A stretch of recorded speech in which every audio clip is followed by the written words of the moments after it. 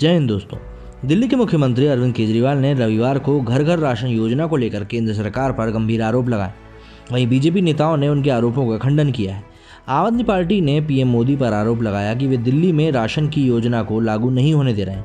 केजरीवाल ने press conference में कहा कि दिल्ली में राशन की डोर स्टेप डिलीवरी योजना को लागू होने से ठीक 2 दिन पहले केंद्र सरकार ने इसे रोक दिया। उनका दावा है कि हमने मंजूरी नहीं ली, जबकि हमने एक बार नहीं बल्कि 5 बार मंजूरी ली। कानूनी तौर पर हमें केंद्र की मंजूरी की ज़रूरत नहीं है, लेकिन हमने शिष्टाचार के चलते ऐसा किया।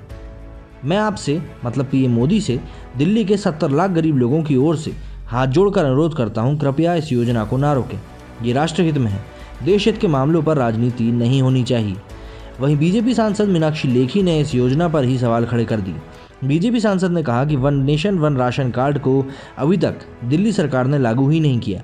लगातार ये भ्रम फैलाना कि केंद्र सरकार लागू नहीं होने दे रही है एक झूठ है।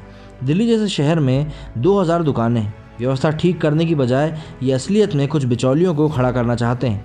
उन्होंने कहा कि केंद्र सरकार से खाद्य सुरक्षा अधिनियम के तहत आए अनाज को बिचौलियों को दे दिया जाएगा और ये सामान किसे बांटेंगे या नहीं बांटेंगे किसी को पता नहीं है।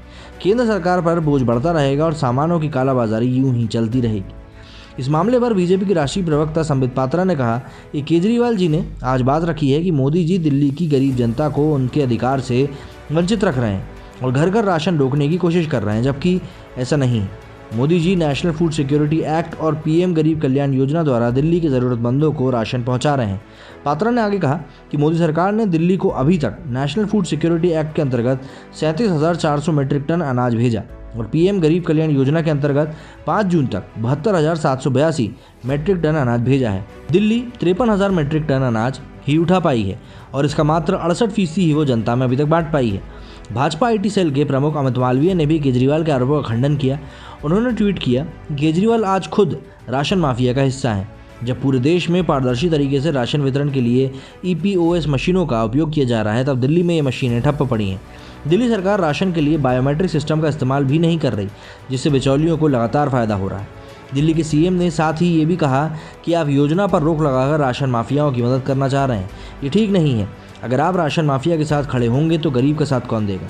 केजरीवाल ने सवाल किया कि अगर इस देश में पिज़्ज़ा, बर्गर और स्मार्टफोन की होम डिलीवरी हो सकती है तो फिर राशन की क्यों नहीं। बता दें कि नेशनल फूड सिक्योरिटी एक्ट और पीएम गरीब कल्याण योजना के तहत दिल्ली में ज़रूरतमंदों को पहले से ही राशन दिया जा रहा है। बीजेपी का आरोप है कि इन्हीं योजनाओं को केजरीवाल सरकार सभी लोगों तक नहीं पहुंचा पा रही है।